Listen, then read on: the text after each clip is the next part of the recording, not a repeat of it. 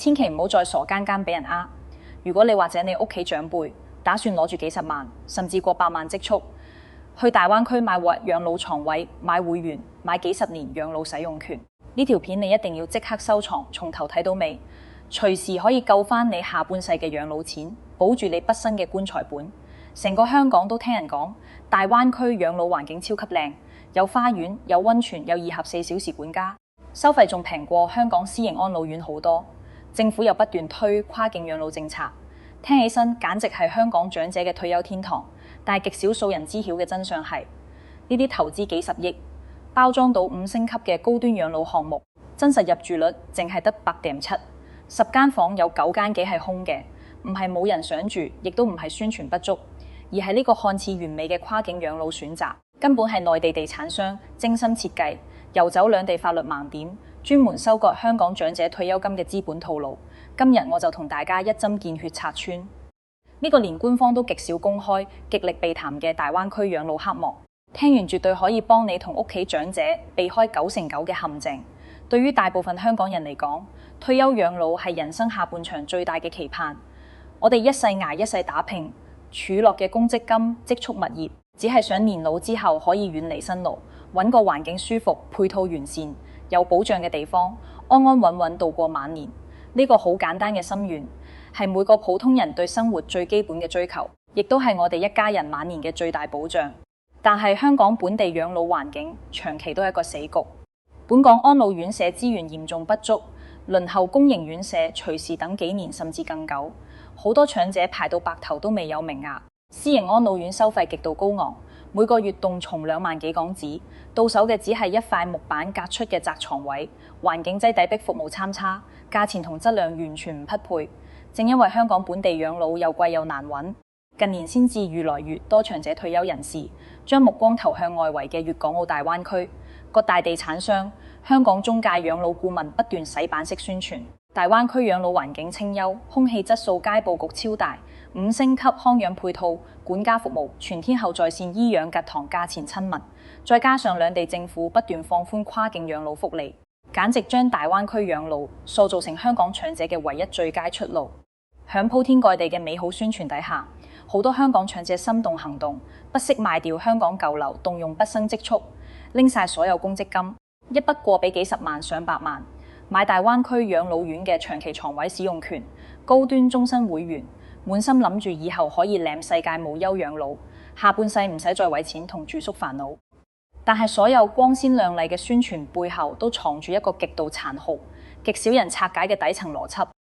呢啲看似利民惠民嘅跨境養老項目，根本唔係真心為香港長者提供優質養老服務，而係內地暴雷地產商為咗自救，為咗消化手上嘅不良資產填補數8億債務黑洞，專門包裝出嚟嘅財富收割工具。而8.7呢個超低入住率，就係無數香港人踩坑、發錢、維權冇門換翻來嘅最真實、最血淋淋嘅數據。好多人見到呢個數據，第一反應就係以為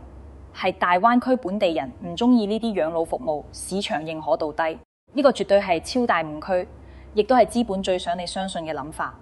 8.7%嘅空置率，從來唔係市場需求不足，而係所有深惡了解、親身體驗過嘅人都知，呢度藏住兩地司法管轄權、盲點地產商資本套路、養老服務標準斷層、跨境醫療致命漏洞，係一套完整隱蔽殺人唔見血嘅養老陷阱。讀懂呢個數據，等同守住你同屋企人嘅幾十萬、上百萬養老保命錢。想要徹底拆穿呢個跨境養老騙局，我哋首先要搞清楚呢一大批5星級高端養老項目究竟係點樣嚟嘅。近年內地樓市經歷史無前例嘅大洗牌，過去幾十年靠高頻分、高周轉擴張嘅地產模式全面崩塌，恒大、碧桂園等一眾投拍部民營房企相繼爆雷，至今連斷裂項目停工、賽無痕，陷入大規模經營危機。呢啲房企冇風時期瘋狂，搶地囤積大量別墅、高端住宅、商業綜合體、文旅樓盤。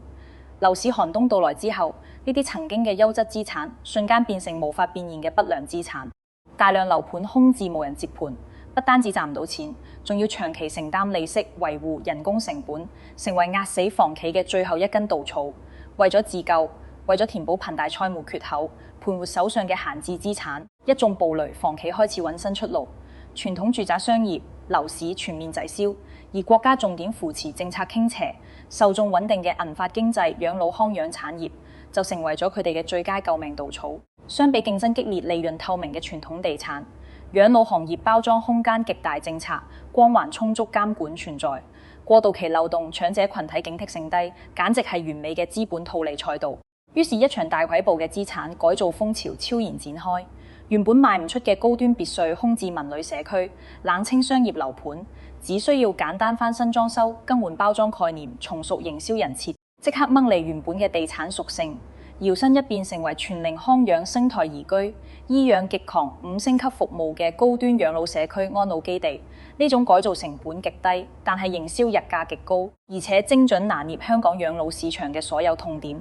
香港本地養老又貴又逼牛，服務參差一床難求，對比大灣區養老項目超大空間，完善配套、低價收費、24小時管家服務，反差極大，極具誘惑力。房企隨即組建專業營銷團隊，聯合香港本地中介養老 Q 流投資諮詢機構，搭建完整跨境宣傳網絡，將大灣區養老嘅優勢無限放大，將潛在風險徹底隱藏。但係絕大部分長者同家屬都睇唔穿。呢啲養老項目從頭到尾都唔係做服務做民生，只係房企嘅財務自救工具。如果單靠每月幾千蚊人民幣嘅床位費、護理費，根本連園區、水電、人工設備維護嘅基礎成本都覆蓋唔到，更加冇可能填補房企幾百億嘅財務黑洞。呢啲項目真正嘅賺錢套路，真正嘅收割核心，就係專門針對老年人群體推出嘅一筆過大額會員制、幾十年長期床位使用權銷售模式。銷售人員會用極盡完美嘅話術同你畫餅，一筆過支付50萬到100萬人民幣，就可以買20年、30年專屬床位使用權，或者升級高端終身會員。買完之後每月管理費、護理費大幅減免，甚至終身免費入住。床位使用權可以隨時轉讓過戶升值，不單止養老有保障，仲可以當做資產保值增值。對於手握畢生積蓄、賣樓款、公積金嘅香港長者嚟講，呢個條件聽落簡直無懈可擊，大家都覺得花一筆錢就可以換20-30年高品質養老生活，唔使擔心物價上漲、收費加價，仲有資產靈活性，絕對係穩賺不賠嘅晚年規劃。但係呢個睇落完美嘅養老投資，響法律層面已經鐵底變質，亦都係成個騙局最致命、最隱蔽嘅陷阱。大家簽嘅養老服務合約、床位使用權後議、會員認購合同，表面係民生服務合約，實質上完全唔屬於服務類別。響內地司法同金融監管體制入面，呢種一筆過大額付費、長期鎖定嘅權益，帶有資產流通屬性嘅產品，係遊走監管邊緣嘅類金融債券產品，甚至係變相集資嘅一種模式。簡單講，普通數喺下買服務租床位，係一手交錢一手享受，交易完成權責清零。但係你一旦買咗呢啲長期使用權、高端會員，由簽名付款一刻開始，你就唔再係蘇喺下，直接變成咗房企嘅債權人。呢個身份轉變，直接扭轉所有權益保障邏輯。長者俾出去嘅幾十萬、上百萬養老錢，根本唔係用嚟升級園區、醫療設備、聘請專業護理人員、優化養老服務，而是即刻被房企總部劃走，優先填補其他地產項目嘅債務漏洞，償還到期貸款，維護逾期債券。無數香港長者嘅保命錢，淨係用嚟幫暴雷房企續命。養老服務只係一個包裝幌子。響房企資金鏈穩定項目正常運營嘅時候，呢啲風險會被完美遮蓋，長者可以正常入住，享受基礎服務，看似一切安好。但係一旦房企債務危機全面爆發，資金鏈鐵底斷裂，項目冇錢運營，所有風險就會一次性爆發，而且所有代價全部由長者承擔。當房企宣布破產清算，養老園區資金乾涸，被逼停業閉園，員工全數遣散之後，你手上將價值100萬嘅床位權證、會員證，即刻變成一張毫無價值嘅廢紙。好多人以為有白紙黑字合約就可以維權追錢，但真實情況比你想象嘅殘酷100倍。內地企業破產清算有嚴格嘅債權償還優先級，國有銀行、大型金融機構作為抵押債權人，會優先瓜分所有剩餘資產抵扣債務。而我哋普通買床位買會員嘅長者，只屬於普通債權人，排喺最後一位90%以上嘅暴雷房企。破產之後，剩餘資產根本唔夠還銀行債務，普通債權人最終1分錢都追唔返，畢生積蓄鐵底清零。更無奈嘅係，呢種收割模式完全做到合法避詐。呢啲高端養老項目全部有正規註冊公司、合法項目備案、完整經營資質，所有合約都係專業商事律師團隊逐條打磨，完全符合內地商業法律。就算佢哋存在虛假宣傳、服務縮水、資金挪用、隨意加價，司法層面都只會界定為普通商業違約、服務合同糾紛，絕對唔會構成刑事詐騙。呢就意味住你就算花大量時間、金錢、精力去打官司，最後頂多只係判對方輕微賠償，甚至因為企業冇資產可執行，最後維權失敗，血本無歸，完全求助無門。如果淨係資金他選都尚且可以接受，最恐怖嘅係兩地制度、法律監管嘅天然隔淺，令到香港長者鐵底陷入出事冇人管、維權冇路走的絕境。呢度就要講成件事最核心、最少人知嘅關鍵。一國兩制之下，香港同內地法律體系完全獨立，司法管轄權互不干預。好多香港市民有一個致命誤解，以為政府推跨境養老福利、開放醫療券、生活津貼跨境使用，就代表我哋香港人去內地養老都可以享受同本地一樣嘅法律保護、監管保障、維權渠道。但事實完全相反，香港實行英美法系司法獨立，數起下保護機制完善，養老監管極度嚴苛，本地安老院舍有專門安老院條例規管護工比例、床位空間、包房安全、膳食標準、收費機制，每一樣都有硬性法律規定。社署會不定期突擊檢查，一旦發現院舍亂收費、服務差、虐待長者，即刻罰款勒令整改吊銷牌照，全方位保障長者嘅權益。香港長者響本地遇到不公，隨時可以揾社署、消委會、警方、法院高效維權。但內地實行大陸法系，養老機構由民政局、市場監管局、衛健部門監管，不單止監管標準同香港完全唔同，執行力度、巡查機制、處罰尺度都差距極大。最關鍵嘅係，香港所有政府部門嘅執法權、監管權、管轄權全部止步於深圳河。香港警方、消委會、社署、稅務局完全冇權跨界監管內地公司、調查內地企業注目、介入內地商業糾紛。只要你嘅合約簽俾內地養老公司款項，流入內地住戶服務發生響內地，承擔交易就歸內地司法管轄。一旦出現項目暴雷、齊款潛逃、隨意加價、強制調房、服務斷供、園區停運等問題，你返香港報警、投訴求助，得到嘅答覆永遠都係案件發生喺內地，香港部門冇權處理，請你自行去內地報警、打官司維權。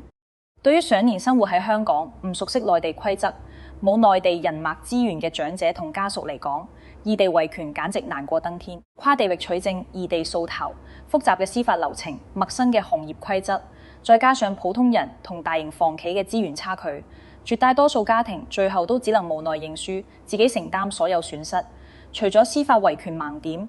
兩地政策嘅割裂同矛盾，係跨境養老家庭面對嘅第二重無形枷鎖。近年特區政府推出廣東計劃、福建計劃，開放長者生活津貼、醫療券充緩跨境使用，表面上係便利香港長者北上養老，減輕生活負擔，拓寬養老選擇。但呢啲政策只做咗福利可跨境，完全冇配套監管可跨境、保障可跨境、權益可跨境。政府嘅目的好清晰，鼓勵長者北上養老，快換香港本地醫療養老社福資源，緊張嘅壓力減少公共開支，完成大灣區融合政策指標。但響民生細節、法律保障、稅務規則上就完全唔配套、唔跟進。最令次嘅就係稅務條例嘅矛盾規定。香港稅務條例明確，子女申請供養父母免稅額，必須滿足父母通常居於香港呢個前提。好多孝順子女自費安排父母入住大灣區優質養老院，長期跨境探望、悉心照料，不單止冇減輕供養責任，反而多咗大量交通住宿、異地醫療開支。只係因為父母長居大灣區，就直接失去免稅資格。一邊係政府大力鼓吹北上養老，民滿本地壓力；一邊係制度層面歧視跨境養老家庭，剝奪民生福利。呢種前後矛盾，只講宏觀指標，唔顧市民死活嘅操作，充分暴露咗大灣區融合進程入面政策規劃嘅片面同滯後，令積極響應政策嘅家庭變成制度漏洞嘅受害者。而比起事前維權難、稅務不公、兩地醫療體系嘅斷層同盲點，係直接威嚇長者生命安全嘅致命風險，亦都係8.7超低入住率最核心嘅底層原因。所有大灣區養老中介嘅宣傳口徑，一定會重點強調醫養嘅層，養老院隔離就係三甲醫院，院內有醫療中心可以用香港醫療券看病，超方便。但係所有宣傳都只講優點，刻意隱分最致命嘅醫療差異同風險。首先係醫療事故認定，同維權機制完全唔一樣。香港醫療體系成熟透明，一旦發生醫療失誤、診療事故，有清晰嘅劃定標準、公開嘅處理流程、完善嘅法律援助，弱勢患者可以有效追討賠償、追究責任。但內地醫療糾紛由當地醫學會負責劃定，流程繁複、規則本地化。對於完全唔熟悉內地體制嘅香港家庭嚟講，想要維權討回公道、索取賠償，簡直係天方夜譚。面對龐大嘅公立醫療體系，普通市民根本無抗衡之力。其次係醫療費用嘅不透明同無底洞式消費，徹底打破大灣區養老高性價比嘅假象。香港長者響本地公立醫院求診，有政府全額財政兜底，大病手術、重症住院、長期治療嘅基礎費用極低，絕大部分家庭都可以負擔，唔會出現因病致貧嘅情況。但內地醫療以社會醫保為主，報銷規則嚴格，門檻極高。就算香港長者可以參保內地城鄉居民醫保，每年繳納保費，都唔可以實現全面保障。大量進口特效藥、標靶藥、高端體檢、重症設備、康復護理項目，全部屬於自費範圍，醫保一分錢都唔報銷。老年常見嘅中風心臟病、高血壓危象、糖尿病急性併發症，一旦突發發病，內地三甲醫院第一時間就係索要幾十萬人民幣嘅住院安金、手術預繳費。如果香港家屬未能及時跨境匯款分付費用，隨時會錯過黃金救治時間，造成永久傷殘甚至死亡。後續嘅住院治療、康復復健、長期服藥，會產生源源不斷嘅高額自費找單。與此同時，養老院會藉口長者失去自理能力，需要升級特級護理，單方面將每月幾千蚊嘅服務費暴漲至上萬幾蚊。家屬要麼被迫接受高價，要麼眼睇住長者被消極照料安排去偏遠差床位，完全冇議價權、冇維權渠道。最令人絕望嘅係跨境重症轉運嘅制度短板，呢個係兩地政府極少對外公開嘅行政盲點。好多家庭醒覺內地養老醫療風險太高，打算長者一旦重病就即刻送返香港公立醫院救治，但現實係兩地車牌管制、醫療執照不互通通關規則限制。目前完全冇正規渠道可以實現內地養老院直達香港公立醫院嘅救護車點對點轉運。實際操作入面，危重病人想要返港就醫，只能全程自費繁複操作，先揾內地私人救護車送患者去深圳灣、落馬洲等口岸，再喺邊境線露天環境之下，將插滿儀器、生命體徵不穩、虛弱危重嘅長者由內地救護車轉移到香港消防處救護車，不論烈日暴曬、寒風刺骨，都要handball完成搬運交接。對於隨時可能病情惡化嘅危重長者，每一次搬運、每一次等待都係一場生死鬥搏，隨時會錯過最佳救治時機。雖然兩地有試行跨境救護車服務，但覆蓋極窄、名額極少、審核繁雜，只適用預約輕症，完全應對唔到突發急性重病，對普通家庭基本冇實質幫助。正正係呢一層又一層嘅醫療風險、轉運短板、維權盲點、資本套路，令第一批北上養老嘅香港家庭紛紛踩坑，真實風險響圈子內快速傳播，最後先形成咗如今7日嘅超低入住率。呢個數據從來唔係大灣區環境唔好、配套不足，而係兩地法律、醫療監管、福利體制唔兼容，篤起嘅一道無形高牆，將真正需要安心養老嘅長者隔絕在外。睇到呢度，好多人會問：咁係咪代表大灣區養老完全唔可信？所有內地高端養老院都係陷阱，跨境養老完全行唔通？其實絕對唔係。灣區養老本身係順應時代、利民惠民嘅大頭勢，寬闊嘅土地、充足嘅人力、優質嘅環境、新老嘅配套，正好彌補香港養老資源稀缺、空間無少、人力不足、設備老舊嘅先天短板。長遠嚟講，跨境養老絕對係大勢所推，可以為香港長者提供更多優質選擇，下緩本港公共服務壓力，實現兩地資源互補共贏。真正嘅問題唔係模式本身，而係政策推進同制度配套嘅嚴重失衡。兩地政府大力鼓吹跨境融合，追求經濟指標，對外宣傳民生利好，卻長期逃避法律盲點、醫療短板、監管空白、敵權益漏洞。特區政府享受住長者北上養老帶來嘅 O 個公共資源減壓紅利，卻唔建立對應嘅跨境監管、維權通道、醫療兜底、福利配套，只推廣不監管，淨係鼓勵不負責。另一件好事變成資本收割嘅工具。作為普通市民，我哋冇能力左右政策進度，冇能力改變兩地制度差異，冇能力填補官方監管空白。但我哋可以提升自我風險意識，建立保護機制，避開所有可預見嘅養老陷阱。尤其係而家緊張規劃退休生活，準備幫父母安排跨境養老嘅朋友，記緊以下3大保命原則，可以避開9%嘅資本陷阱同法律風險，守住你同家人嘅養老積蓄。第一個核心原則，堅決拒絕所有一筆過大額付費、長期鎖定資金嘅養老模式，只接受按月付費，即用即結。無論銷售人員講得幾好聽，折扣幾大，福利幾吸引，只要對方要你一次性支付數月以上費用、幾十萬會員費、幾十年床位使用權，即刻拒絕，即刻走。所有大額預付模式，本質都係房企快速套現飯碗、財務壓力嘅工具，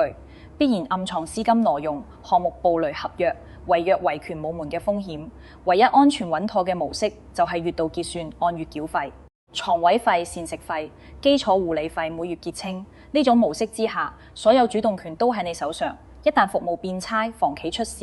體驗不佳、家庭規劃改變，隨時可以終止合約，辦理退住。最大損失只係當月費用，絕對唔會黑掉幾十萬、上百萬畢生積蓄。喺樓市不穩、債務遍地嘅環境之下，你手上嘅現金先係最強嘅談判籌碼、最穩嘅保障。